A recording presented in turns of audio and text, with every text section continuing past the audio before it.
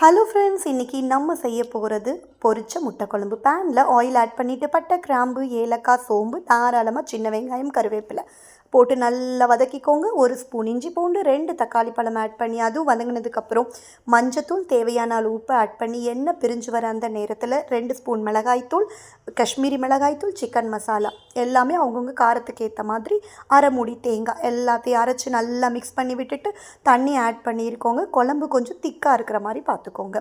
இன்னொரு சைடு 4 முட்டை, வெங்காயம், பெப்பர், சீரகம், சோம்பு பொடி பண்ணி ஆட் பண்ணிவிட்டு உப்பு போட்டு நல்லா பீட் பண்ணிவிட்டு ஆம்லேட் மாதிரி தோசைக்கல்லில் போட்டுட்டு 2 பக்கமும் திருப்பி போட்டு சின்ன சின்ன பீசஸாக கட் பண்ணி கொதிக்கிற குழம்புல ஆட் பண்ணி குழம்பு வச்சு பாருங்கள். செம்ம டேஸ்ட்டாக இருக்குங்க. அவ்வளோ டேஸ்ட்டாக இருக்கும் இந்த குழம்பு. செஞ்சு பார்த்துட்டு எப்படி இருக்குன்னு சொல்லுங்கள் ஃப்ரெண்ட்ஸ் கமெண்டில். கொத்தமல்லி தூவி சூடாக சர்வ் பண்ணும்போது சப்பாத்திக்கும் சரி, சாதத்துக்கும் சரி செம்மையாக இருக்கும். தேங்க்யூ.